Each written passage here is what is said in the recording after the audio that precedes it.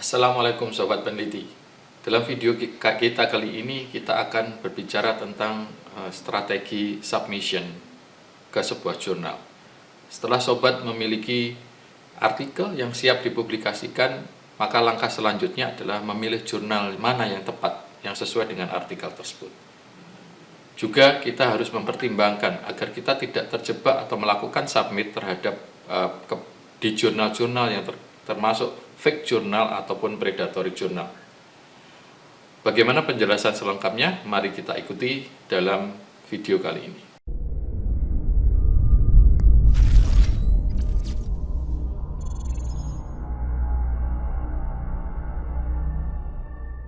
Ini tadi dari awal kita mencari ide dengan melakukan analisis trend research, kemudian sudah mendapatkan ide, kita mapping, kita melakukan pemetaan gitu yang di tabel-tabel itu, kemudian kita nelusur di jurnal atau di e-resource yang dimiliki oleh Perpustakaan UNER. Kemudian teman-teman, mahasiswa dan juga Bapak Ibu sudah melakukan atau membuat karya ilmiah baru, maka berikutnya adalah giliran kita mensubmit gitu ya. Nah, ini ada strateginya. Yang pertama yang harus dilakukan adalah think. Berikutnya cek dan kemudian submit. Apa saja? Nah, ini ketika kita sebelum melakukan penentuan akan kita submit kemana artikel saya ini gitu, maka kita harus memikirkan apakah jurnal yang kita pilih ini benar-benar terpercaya. Kemudian apakah jurnal tersebut adalah jurnal yang tepat untuk tulisan saya. Nah, terus bagaimana caranya kalau kita mau melakukan itu gitu? Ada dua penerbit besar yang dia itu membuat sebuah tools yang sangat membantu terutama untuk para penulis dan peneliti gitu ya. Jadi ada yang namanya Journal Finder dan Journal Suggester. Ini miliknya Elsevier dan juga Springer. Siapa yang tidak kenal sama Elsevier sama Springer dia? Jadi dia adalah penerbit besar. Nah, dia ini membuat tools yang bisa digunakan oleh Bapak Ibu dan teman-teman mahasiswa membantu untuk mengenali misalnya tulisan saya ini nanti cocoknya masuk ke jurnal apa ya, dengan cara nanti masuk ke dia, ke websitenya dia, masukkan judul, kemudian abstrak dan juga kata kunci, kemudian klik tombol search-nya, nanti maka si Journal Finder atau Suggester ini akan memilihkan beberapa jurnal yang mungkin cocok dengan tulisan yang Bapak Ibu masukkan tersebut. Ya, ini Journal Finder. Kemudian berikutnya, kalau sudah merasa cocok, maka kita harus mengevaluasi apakah jurnal yang dipilih itu tadi memang jurnal yang terpercaya.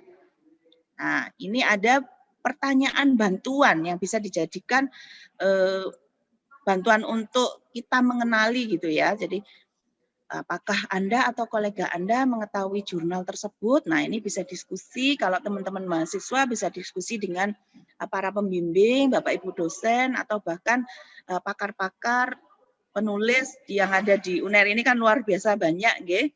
Kemudian mengidentifikasi, apakah dapat mengidentifikasi dan menghubungi penerbit dengan mudah. Kemudian jenis peer review-nya jelas disebutkan oleh pengelolanya. Kemudian apakah artikel yang diindeks oleh layanan pengindeks ada gitu. Jadi artikelnya itu memang benar-benar diindeks. Kalau kita tujuannya ke Scopus, maka kita akan cek ke Scopus gitu. Kemudian apakah biaya yang dikenakan untuk penulis jelas tertayang. Ini untuk yang Gold Open Access nggih. Kemudian apakah Anda mengenali dewan redaksinya? Nah, ini perlu untuk dicari tahu. Jangan-jangan nanti redaksinya dia seorang sarjana teknik gitu, ternyata dia menulis tentang perikanan, mengelola jurnal perikanan misalnya, itu perlu diragukan. Kemudian apakah penerbit adalah anggota dari inisiatif industri atau lembaga-lembaga kayak misalnya kalau akuntan itu kan punya lembaga gitu ya. Nah, itu menerbitkan jurnal. Nah, itu harus memang benar-benar didetaili. Jangan-jangan lembaganya abal-abal kayak gitu.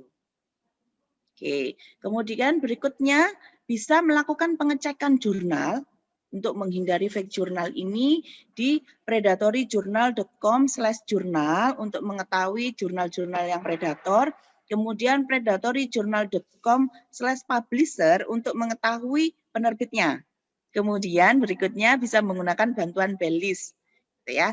Jadi Bell ini dia itu adalah pustakawan yang menggegerkan dunia karena dia merilis jurnal-jurnal yang dianggap dia itu sebagai jurnal predator gitu, yang kemudian banyak pro kontra di sana. Ada yang jangan percaya karena ada indikasi beberapa yang setelah masuk di listnya dia kemudian beberapa saat keluar. Nah, memang tidak harus percaya sepenuhnya dengan listnya si Bell ini, tetapi oke lah untuk bahan pertimbangan gitu ya, beberapa pertimbangan di awal yang tentunya nanti perlu tetap melakukan pengecekan ke indexing yang akan dituju gitu. Kalau hijack jurnal ini, dia ini adalah jurnal-jurnal tipuan. Jadi gimana ya? Jadi kayak melakukan penipuan di laman jurnalnya. Jadi kayak ngeloning gitu. Tapi ada sedikit pembeda biasanya. Misalnya jurnal bla bla bla titik A gitu. Ternyata titiknya dihilangi misalnya. Nah, itu kadang-kadang ada yang tertipu kemudian melakukan submit ke jurnal-jurnal yang termasuk hijack ini. Hijack jurnal ini biasanya adalah orang-orang yang pakar IT yang buat gitu. Oke, kemudian yang paling afdol sudah pasti silakan melakukan pengecekan ke indexing jurnal yang akan dituju. Kalau Bapak Ibu mau ke jurnal yang terindeks Scopus, maka rajin-rajin untuk ngecek ke Scopusnya. Kalau ke jurnal yang terindeks Web of Science, silakan ngecek ke Web of Science gitu. Pun demikian dengan Sinta. Oke, ini adalah contoh-contoh model pengecekan di Scopus gitu ya. Jadi yang perlu Bapak Ibu perhatikan adalah ini yang pertama Scopus coverage year-nya. Ini kan terlihat ya 2013 to present gitu. Tetapi di bawahnya ini juga harus diperhatikan karena di bawah ini adalah coverage discontinue. Karena kadang-kadang ada yang tertipu di beberapa forum-forum gitu ya, ada kebetulan saya mengikuti beberapa forum untuk penulisan, itu ada yang sudah kadung submit, katanya sudah dicek terindeks. Ternyata ketika didetaili, itu ternyata ada keterangan seperti ini yang memang kurang diperhatikan gitu. Nah, harus memang benar-benar teliti. Jangan hanya memasukkan ISSN atau judulnya ke Scopus kemudian terlihat ada, oh berarti dia memang terindeks. Nah, belum tentu juga, bisa jadi belum didal dari situ, tapi ada range-range waktu yang memang dia masih terindeks dan ada range waktu yang discontinue begitu. Nah, ini juga perlu diperhatikan. Kemudian, nah ini salah satu ciri biasanya adalah adanya lonjakan dokumen yang luar biasa. Kayaknya dari 36 ini ke 1000 sekian ini agak meragukan gitu. Kalau dirasa meragukan, mending pending dulu, jangan dimasukkan ke jurnal tersebut. Gitu. Nah, berikutnya kalau dari pertanyaan yang banyak tadi ya, sudah kenal enggak ini penerbitnya, penerbitnya terpercaya dari lembaga, kemudian ininya redaksinya gimana, apakah kamu kenal jurnalnya? Kalau semua jawaban tersebut iya untuk banyak pertanyaan itu, maka monggo silakan memperhatikan tata cara penulisan dengan melihat author guide dari si jurnal tersebut. Biasanya akan dicantumkan jelas di website jurnal tersebut. Kemudian juga menggunakan reference manager yang familiar tentunya Mendeley atau reference manager yang lain. Kemudian silakan menggunakan literatur pendukung dari jurnal yang akan dituju gitu. Karena memang ini adalah tips yang diberikan oleh penerbitnya ketika saat itu melakukan workshop di perpustakaan gitu. Beliau mengatakan bahwa silakan melakukan mensitasi paling tidak satu lah dari artikel dari jurnal saya kalau memang kamu akan memasukkan ke jurnal saya gitu. Nah, ini adalah bisnis model dari e-resource itu, ada yang green open access, kemudian gold, dan juga hybrid. Kenapa perlu disampaikan di sini? Karena kadang-kadang ada yang belum paham ini, itu ketika ditarik EPC gitu ya, loh kok disuruh bayar? Pasti abal-abal nih, pasti ini predator nih, jangan-jangan. Soalnya saya di awal sudah dijelaskan uangnya gitu, belum tentu juga, karena memang kalau untuk Gold Open Access ini, dia open access, dia tidak menarik bayaran atau tidak meminta untuk dilanggan oleh para penggunanya, tetapi bisa diakses oleh semua orang. Tapi dia membutuhkan pendanaan untuk produksi si jurnal tersebut, misalnya untuk membayar reviewer, kemudian untuk proses ini ya, fiksasi si jurnal tersebut. Nah, maka biaya-biaya tersebut dibebankan kepada penulis. Gitu. Kalau Green Open Access ini sudah jelas karena semuanya free.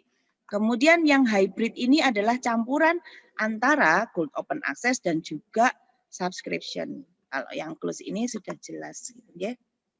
Nah, itu adalah sekilas pengantar ya untuk online research management. Demikian video tentang strategi submission jurnal.